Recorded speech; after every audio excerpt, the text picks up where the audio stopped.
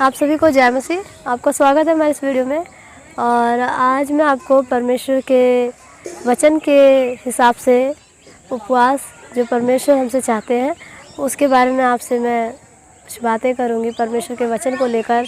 और परमेश्वर से प्रार्थना करती हूँ कि आपको इस वचन का प्रकाशन मिले और आप अगर जो नहीं जानते वो भी जान लें कि उपवास किस तरीके से किया जाता है और उपवास का क्या मीनिंग होता है।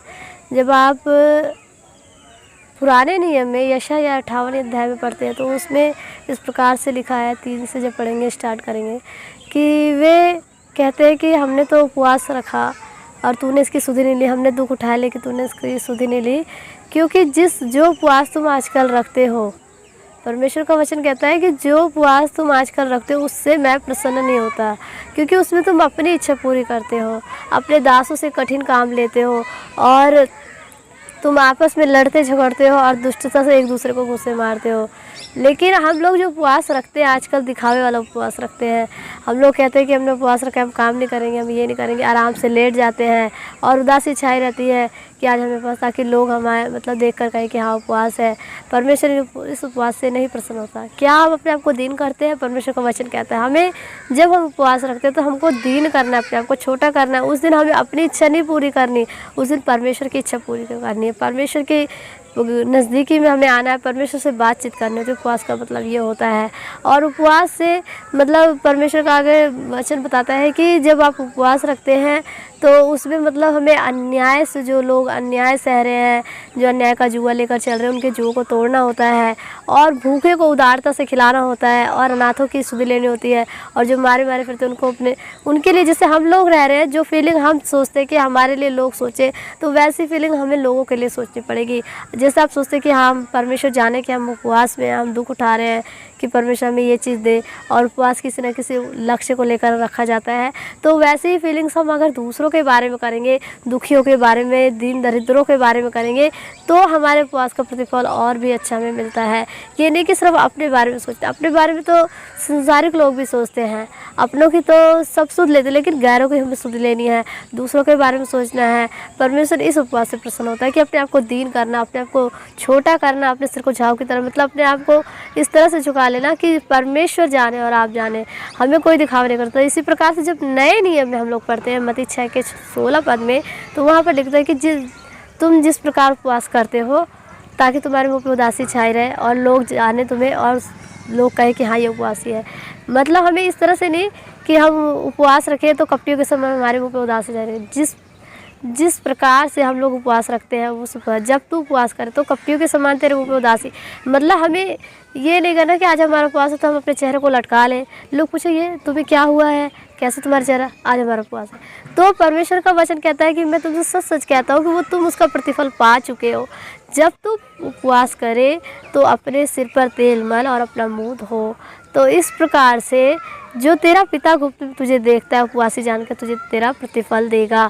अगर हमें उपवास रखना है तो परमेश्वर की दृष्टि में रखना है। परमेश्वर जाने हमें रोज़ की तरह ही अपने आप को नहा कर तेल लगाकर एकदम फ्रेश हो जाना है परमेश्वर के सम्मुख। ये नहीं कि उस दिन हम लोग, क्योंकि संसारिक लोग उपवास रखते हैं, मैं किसी की बुराई नहीं कर रही हूँ क्योंकि हम लोग भी संसारिक थे, परमेश्वर मुझे क्षमा करे, तो हम लोग कहते थे कि सर में तेल नहीं लगाना है, आज हमारा फास्टिंग है तो हमें सर को धोकर रखना है और फ्रूट वगैरह ले आने, ये सब। तो इस प्रकार का जो हम लोग उपवास रखते थे उसमें भी हमारी सुनी नहीं जाती थी, इसलिए क्योंकि वो उपवास सही नहीं था और उस उपवास से परमेश्वर नहीं प्रसन्न होता था। वो हम अपने आप को झूठी तसल्ली देने के लिए, क्योंकि परमेश्वर का वचन कहता है उपवास का मीनिंग यही होता है कि तुम अपने आप को दीन और छोटा बनाओ, अपने आप को जो दुख उठा रहे हो वो परमेश्वर जानता है कि हम किस नीयत से, किस इरादे से उपवास रख रहे हैं। तो उपवास का मीनिंग यही होता है कि अपने आप को दीन करें, परमेश्वर की नज़दीकी में जाए, घुटनों पे जाए, रोए गिड़गिड़ाए परमेश्वर के सम्मुख, ताकि लोग ना जाने, गुप्त में परमेश्वर जाने और गुप्त में आपको प्रतिफल देगा। इस तरीके से आप फास्टिंग करिए। और फास्टिंग रखनी बहुत ज़रूरी होती है, क्योंकि जब हम फास्टिंग नहीं रखेंगे, फास्टिंग रखने से क्या होता है कि हमारे अंदर जो शैतान के काम होते हैं वो धीरे धीरे टूटते हैं। इसीलिए फास्टिंग रखनी ज़रूरी है।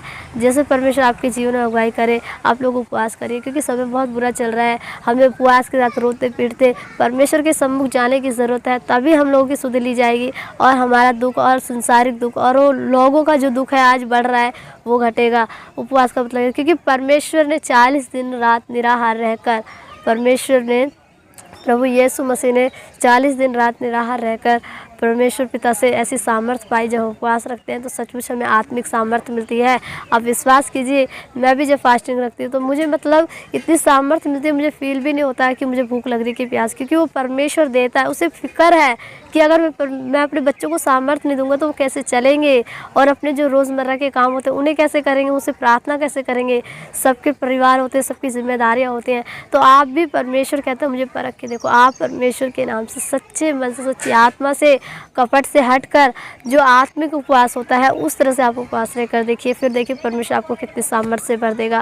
क्योंकि जितने भी विश्वासी हैं आज, जो इतने बड़े बड़े याजक पास्टर लोग हो गए हैं, सब लोगों ने उपवास रखा है। क्योंकि देखिए कुछ पाने के लिए कुछ खोना पड़ता है। अगर हम परमेश्वर के लिए दुख उठा रहे हैं तो परमेश्वर ने हमारे लिए दुख उठाया, और वो हमारे लिए सुख और वो जो विरासत हमें मिलनी है वो स्वर्ग में हमारे लिए हैगी।